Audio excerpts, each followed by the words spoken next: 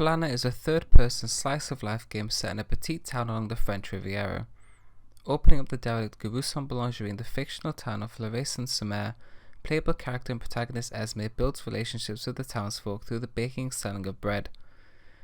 The submission of the proposal document marks the first milestone in the development process, detailing the core loops and mechanics of the game and providing detailed discussion of its inspirations. Following this, development began on the GDD alongside early prototypes for the game. 3 core mechanics comprise the game: baking, selling, and socializing. For baking, inside the Garousson Boulangerie, the player can follow recipes to bake different types of bread, mixing the ingredients, kneading the dough, and baking in the oven. The selling mechanic entails the player arranging baked bread on the countertop for characters to come in and purchase, using baskets to hold baguettes and laying croissants on top of each other as they wish. Within socializing, the player can talk to characters and is allowed to develop relationships with the townsfolk, getting to know their favourite foods and family history, and can provide feedback on the quality of their baked goods through dialogue. Paper prototypes, simply defined by Doco as a prototyping method in which paper models are used to simulate computer or web applications, often used during the pre-production period in game development, as they provide cheap and fast production of prototypes that can allow a quick turnaround in evaluating product description and viability without having to code, as highlighted by Abedin et al. Prototyping for Flana thus far has largely involved the creation of paper prototypes to ensure the game feels serene to engage with. This includes using the Sylvanian family's brick oven bakery set to experiment with the presentation of bread on countertops, as discussed in the proposal document for the selling mechanic. This has revealed how bread's size, shape, colour, and the employment of baskets to present bread within all contribute to conjuring good game feel. Alongside this, early development within Unity has begun, including experimentation with Cinemachine to ensure that the game feels smooth to play with, as game feel is a necessity within the function of Flana's mechanics. Taking inspiration from the fixed camera angle seen in Animal Crossing New Horizons, where the camera restricts what the player can see as they maneuver around the game world, a similar camera is being employed within this game, keeping the camera centered behind the player, following them around. Although I personally prefer to keep written notes in my diary when keeping track of ongoing projects, I recognise the importance of evidencing their status of completion and urgency for the purpose of these video diaries. Therefore, I will be using Notion and Trello boards to keep track of various facets of the projects, including status of tasks relative to proposed completion dates. Going on from here, I hope to achieve various milestones shown within these devlogs, and I hope to present the various implementations of different mechanics in the coming weeks. This includes iterative development of each of the mechanics listed here, such as the selling mechanic that has begun and the movement mechanic.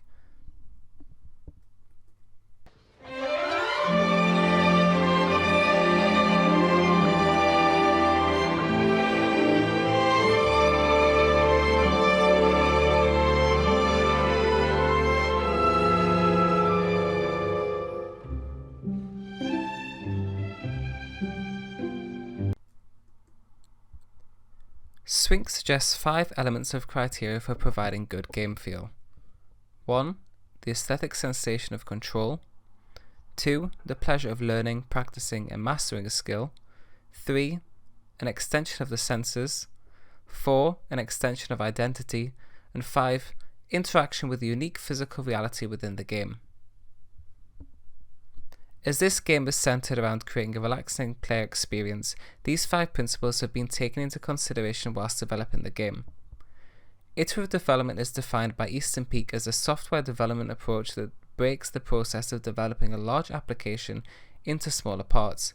Each part, called iteration, represents the whole development process and contains planning, design, development, and testing steps. Unlike the waterfall model, the iterative process adds features one by one, providing a working product at the end of each iteration and increases functionality from cycle to cycle. Following on from last week, I began iterative development on the movement mechanic. As can be seen, previously a fixed camera was used, similar to the camera system within Animal Crossing New Horizons. This was changed from fixed to a hybrid camera, Bula 2019, entailing a blend between a third-person fixed camera and a movable one. This blend manifested in the different player states. Whilst the player explores the little town, they're able to move the camera around to take in their surroundings, but whilst baking, the camera switches to a fixed position focused on the bread. This iteration of the movement mechanic allows us to create the aesthetic sensation of control, giving the player the ability to move the camera and look around the environment, as well as providing a new way of interacting with the game world, both in accordance with Swink's principles for good game feel. During playtesting for this change, however, it was found that the camera would clip through various environmental assets, going through objects and buildings. Thus, it was modified to ensure that when intersecting with in-game assets, it would act as if it were a physical camera, and press against these in-game objects rather than go through them. Omarajik refers to the world building as the process of constructing an imaginary world, complete with coherent qualities such as history, geography, and ecology. Similarly to the development of Pixar's Luca, the fictional place of Florissa-sur-Mer holds its roots in reality, and in the same way the fictional town of Luca's Porto Rosso was constructed to reflect the real architecture of Italian towns, here a similar method of development using the French Riviera's architecture for inspiration was used to develop the game world in Blender. Building the game world like this allows both an extension of the senses and identity in the player, providing a more immersive experience that the player can recognizably feel their setting within, in accordance with Swink's principles for good game feel.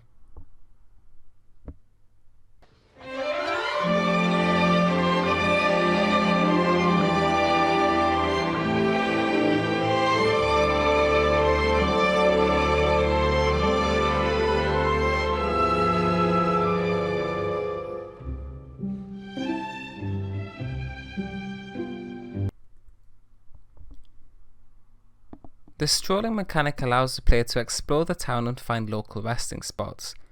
It can be argued that the act of walking and sightseeing games alone is a relaxing experience, as highlighted by Briscoe 2021, reflected in the success of titles such as Proteus. And in Flanner is no different. The player is encouraged to enjoy the views of the French Riviera and wander aimlessly whilst they wait for their bread to bake or the sun to set. The resting spots that can be found around the town initially took inspiration from Death Stranding, hot springs which the player character can rest in to help relax and recharge. They feature relaxing water sounds as well as ambient music that can induce similar relaxing effects on the player. Resting spots in Flanner intended to present a similar function using a fixed camera, yet be framed within a focus on mindful breathing. Despite this initial concept utilizing a switch from the player's movable camera to a fixed one that centered on the scenery, several issues arose during the development of this game as a result of using Cinemachine that resulted in the idea being changed somewhat for ease. Therefore, instead of the player sitting in the game world and taking in the scenery stationary, relaxing areas were developed instead which maintained the player character control while still inducing effects on relaxation.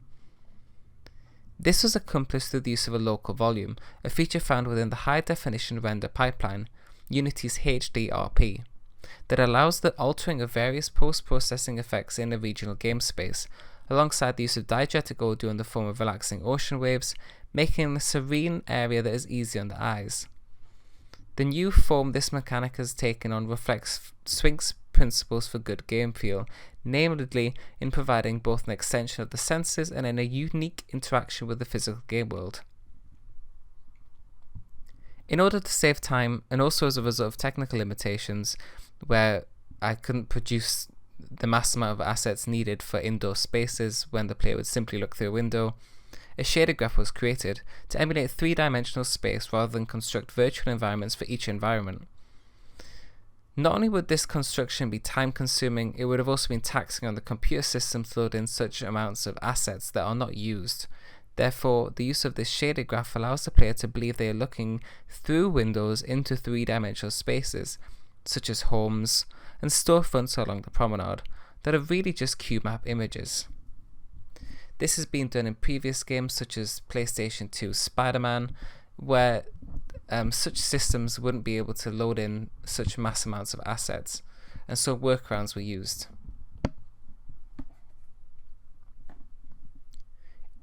Inspired by games such as Stardew Valley, the socializing mechanic aims to allow the player to form relationships through dialogue, where the player could grow close to characters through conversations and gift giving, which would gain friendship points.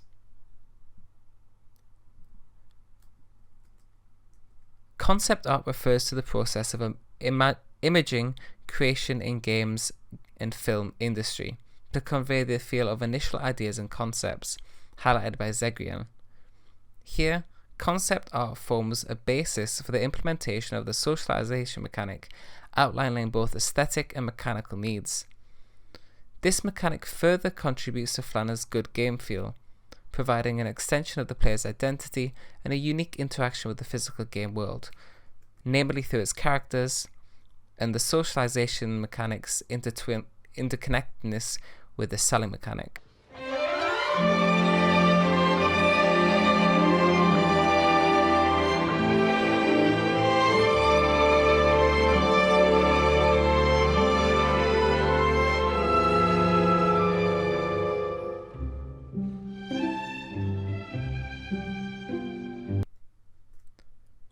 Esme can use francs earned from selling bread to spend at the local marketplace.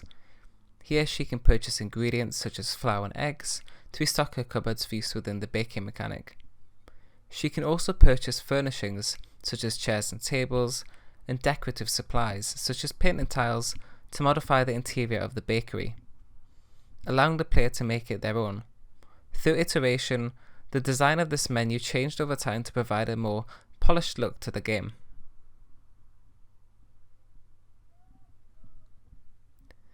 As highlighted in an earlier devlog, the baking mechanic's initial implementation used several cameras to maneuver between the different stages of the baking process.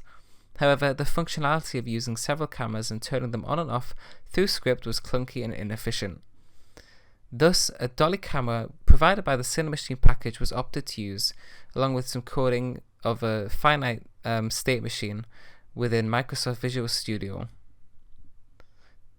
This finite state machine facilitated the new iteration of the baking mechanic, and it appeared to streamline the process and create more fluidity between the camera-to-camera movements, supporting further Swink's aesthetic sensation of control by simulating how a person's own eyes navigate space rather than the instantaneous movement along the workbench caused by the cameras turning on and off. Furthermore, an earlier devlog highlighted the importance of using bread baskets during the presentation of the bread, as well as how character dialogue would indicate the bread quality. Here, bread baskets have now been implemented to help present the bread nicely, although further inspiration has been taken from Animal Crossing in communicating the quality of the player's baked goods. In Animal Crossing New Horizons' Turkey Day event, where the player must collect a variety of ingredients for the anthropomorphic turkey character Franklin, the dishes constructed can achieve a perfection state, indicated by their twinkling shown. Similarly, in Flanner, visual feedback is used alongside the feedback found in dialogue to indicate bread quality, as can be seen here, where a particle system sparks stars from a perfect loaf. This can convey the pleasure of learning, practicing, and mastering a skill for the player, as when they create a perfect piece of bread, they can recognize their success within the game world. Thus, this feature contributes towards Swink's principles for good game feel. Polish refers to the time taken to work on smaller details to ensure the various game elements marry to come together in a cohesive whole, as stated by Dwyer. This has been done through the use of textures, such as inside the bakery and at the ocean, alongside the employment of various post-processing effects and UI overhauls.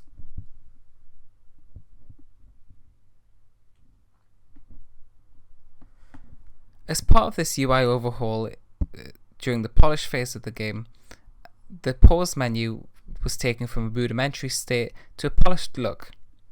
Immersion is best described as a metaphorical term derived from the physical experience of being submerged in water, the sensation of being surrounded by a completely other reality, as different as water is from air, that takes over all of our attention in a participatory medium, as stated by Murray. And it is a given that when a player pauses the game to access the pause menu UI items, it will break this immersion. Therefore, when developing the pause menu further through iteration and when polishing it, it was important to incorporate elements of the narrative and setting to not only maintain player immersion, but to further provide an extension of the identity and the senses in order to provide good game feel. Therefore, a play on the word menu was used here to sustain the player's immersive experience, as the final menu shown here mimics that of a typical menu found in a bakery. Incorporating sketches of baked goods, the bakery name heading, the menu, and the various menu items. But here, the menu items are not menu items, they are pause UI buttons.